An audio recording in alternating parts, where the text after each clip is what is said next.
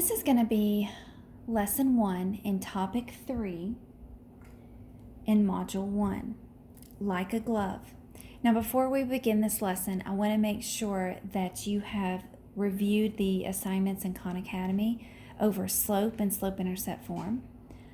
Also, you need to watch the linear regression YouTube video that was also listed before starting this video. Now with all that said, let's start lesson 1. Like a glove, least squares regression. Let's start with a warm-up. The slope formula to write for each equation: a line that passes through the point 2 and 5 with a slope of 5. So we're going to say this is my x and this is my y, and I have a slope of 5. Let's do this on a separate sheet of paper. We're going to use our slope-intercept form, y equals mx plus b. We're going to plug these values in. This is my x, this is my y, this is my m. So 5 equals, so I'm going to plug in the 5 for the y. I'm going to plug in this 5 over here for the slope. X is going to be 2, and I need to figure out what the b is, and the b is my y-intercept. So I'm going to multiply 5 and 2 together to give me 10. Subtract 10 from both sides, and that gives me negative 5. So b is negative 5, which is my y-intercept. So my new equation, taking my slope and my y-intercept, is y equals 5x minus 5. The next problem that we have is we've got 2 points. So I need to figure out what the slope is. This is going to be my first x, my first y, my second x, and my second y. So the slope formula is the difference of your y's over the difference of your x's. So first we need to calculate the slope. So I'm going to do 8 minus 2 and 3 minus 5. 8 minus 2 gives me 6. 3 minus 5 gives me negative 2. Reduce your fraction. That reduces down to negative 3. So that's my slope. M represents slope. Well, we need the line. We need the equation of the line. So we're going to go back to what we did earlier. I'm going to take my paper, and I'm going to pick one of those points that was listed. I'm going to take the first point, 5 and 2, and the slope that I came up with, which was negative 3. And I'm going to do the same process that I did up here. This is my x, this is my y, this is my m. I'm going to plug it into slope-intercept form. So 2 in for y, negative 3 in for slope, 5 in for x, and I'm going to solve for b, which is my y-intercept. Multiply negative 3 and 5 together. That gives me negative 15. Add 15 to both sides to get b by itself. So b is going to give me 17. Take your slope, take your y-intercept, form your new equation. Y equals negative 3x plus 17. So these are the equations of the line, and we're going to need to know this for our lesson today. Here are our learning goals and our key terms.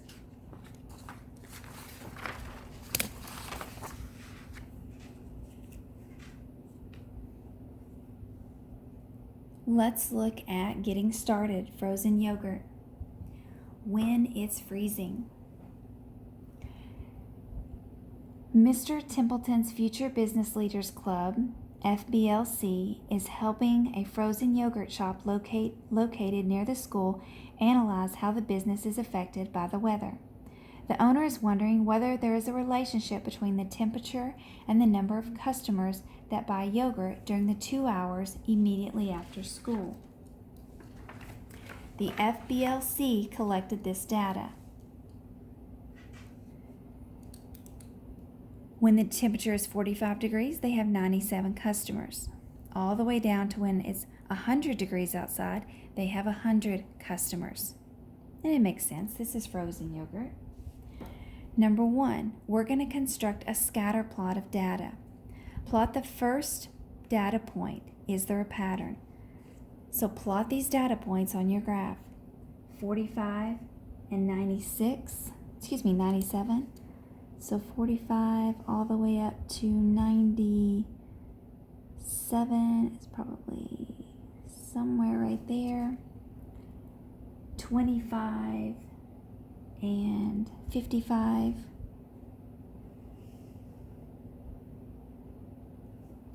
60 and 85. 15 and 37. 100 and 100. Okay, so we've got the points plotted. It says use a piece of spaghetti. You could also use a ruler or even just take your pencil or pen and see what type of line forms between these points. It doesn't make a straight line, but it is, there is a line that goes in between here that we're going to talk about. Add the second data point to the graph. Is there a pattern? Add the third data point, describe the pattern. Continue this process until all data points are plotted. Use your linear model to describe the relationship between the temperature outside and the number of customers. So if you notice, as the temperature rises, the number of customers also increase. Activity 1.1. You have approximated the line that best represents the data within each part. Use the full data set and the line that you've approximated to write an equation that you think best represents the data. So if I'm looking back at the equation and I try to construct a line that goes through here, and that may be a little off, it looks like it's a little high, but I'm going to go with it. Well, I would calculate my slope, I would calculate my y-intercept. So here my y-intercept, which is b, I would say is 35. And then my slope, which is rise over run. Let's say I go from here to here. Okay, well, I'm going up 5, 10, 15. And I'm going over 5, 10, 15 as well. So I would say maybe my slope is 1. And again, this is just guessing, and I'm going to show you an accurate way in just a few minutes.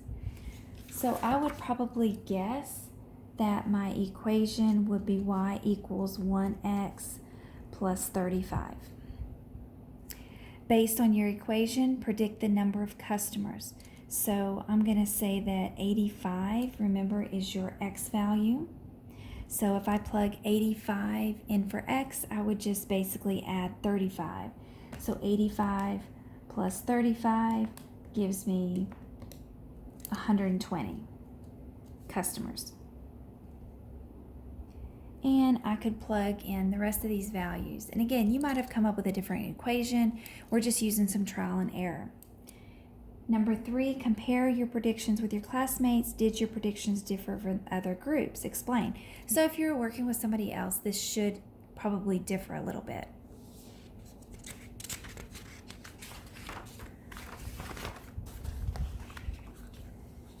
You noticed that estimating the line of best fit can give different predictions. Fortunately, with technology, you can create prediction equations as well as scatter plots from tables of data. You just need to build your data table that has an independent variable and a dependent variable. Identify the independent and dependent variable. What is the significance of these distinguished?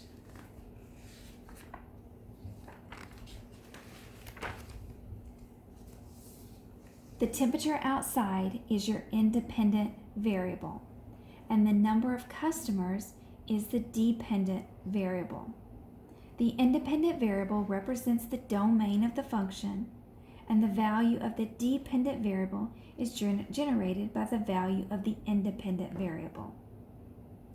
Number 5, use the data table and a graphing calculator to generate a line of best fit. What is the slope and what is the y-intercept? So again, we just watched a video of how to find linear regression on your graphing calculator. So what I'm going to do is I'm going to use my graphing calculator, and I'm going to pull back that table so that you can see the values that I'm going to enter and the graphing calculator. So first what we want to do is we want to go under catalog, and oops, I need to hit that second button and pull up the catalog and make sure that our diagnostic is on. So go all the way down until we get to the D's and find diagnostic.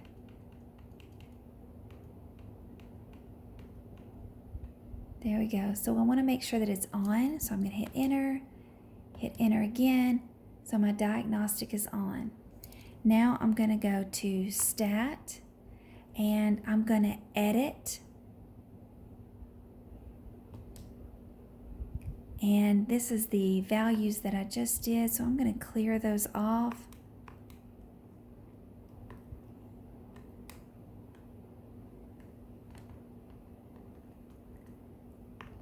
So if you followed along in the previous YouTube video, you're probably like me and you need to get those out of there. You could also just type over them. Okay, so this is my independent. This is going to be my X value. My X values are going to go into L1, and my Y values, my customers, are going to go into L2. So I'm going to hit 45, enter, 25, enter, 60, enter, 15, enter, and 100, enter. Go over to L2, 97, enter, 55, enter, 85, 37, and 100. Okay. Now we're going to quit out of that. Remember that that's stored. And I'm going to go back to stat, but instead of edit, I'm going to calculate. I'm going to calculate the linear regression. And what this is going to do, notice it says AX plus B. It's slope-intercept form. So it's going to generate a straight line for us based on this data. Hit enter. And I'm going to use list 1 and list 2. I'm finding the linear regression. So I'm just going to hit enter. I want it to calculate. Your calculator might be a little different, but you still follow these steps. So it's telling me what my linear regression is. A is my slope. B is my y-intercept. We don't really pay close attention to the r squared, but the r. Notice the r is 0.8. That's not a good correlation. The last video we had was about a 0.9. The best correlation you can have is the number that's closest to 1. That is a strong correlation. So if you think back to our points that we plotted, they're kind of scattered around here. They're not a close-knit group. So since they're kind of scattered around, that's why we don't have a strong correlation. This would be considered almost a weak correlation. The stronger it is, the closer it would be to 1. So a 0.9 is a good strong correlation, but we can still use it. So I'm going to create a better line. Number 5, it says use the data table in a graphing calculator to generate a line of best fit. So for 5, I'm going to have that my slope is about 0.687 times x plus about 41.2 for my y-intercept. And I can go ahead and type that in. You could see those points, or I can just go ahead and use my values here for 85. Plug 85 in for x now. So 0.687 times 85, and then I'm going to add 41.2. So that gives me about 100 customers.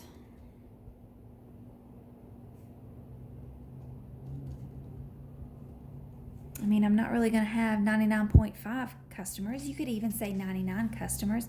And that was close to what we came up with, but I was off by 20.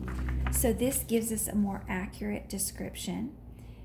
And if I plugged in 115.687 times 115 and add 41.2, gives me about 120 customers.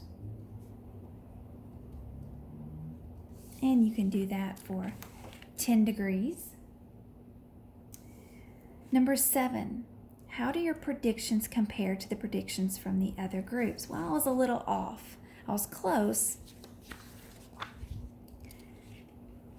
Now, the equation that your calculator uses to give the line of best fit is called the least squares method. This method that creates a line of best fit for the scatter plot has 2 basic requirements. The line must contain the centroid of the data set. The centroid is a point where the x-axis is the mean of all x values of the points on the scatter plot, and its y value is the mean to all the y values of the points on the scatter plot. We're not going to worry too much about the centroid. We are going to worry about the line of regression. Even though infinitely many lines can pass through the centroid, the line of regression has the smallest possible vertical distance from each given data point to the regression line. The sum of the squares of those distances are the minimum with this line.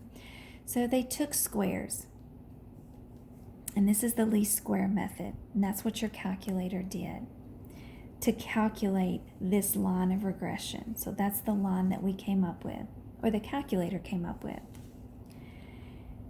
So basically, understand that that is your regression line.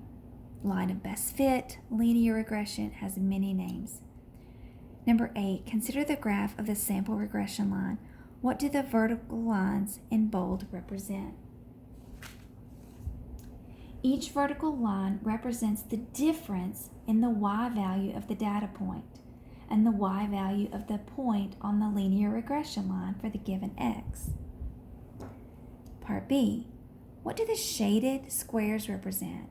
How do they relate to the least squares method? The area of each shaded squares is equal to the vertical distance squared. The line that provides the minimum sum of the area of the squares is the least squares regression line.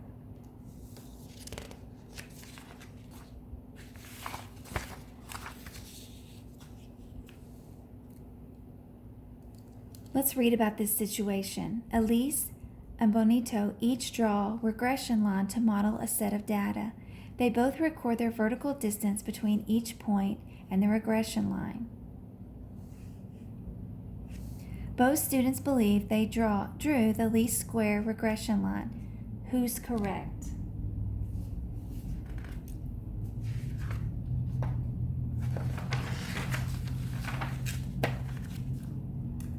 Alyssa is correct.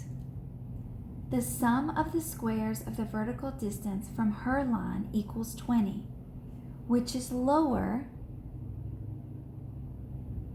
than the sum of the squares of Bonito. So if this was the side of a square, then I would have 2 times 2, which is 4.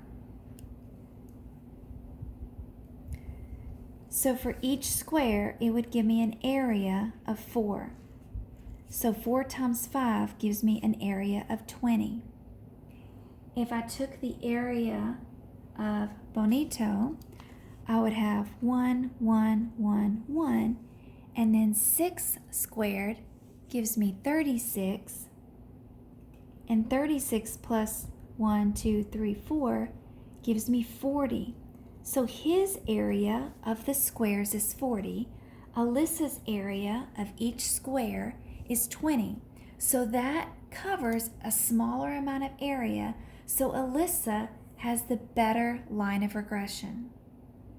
Number 10, how does your decision in question 9 inform you about the placement of the line of best fit using the least squares method? A linear regression line is a line that is fairly close to all data points instead of a very close to most points but one point is very distant from the other line. So these areas are very close to that linear regression line. Bonito has one that's not very close, so he's missed the mark.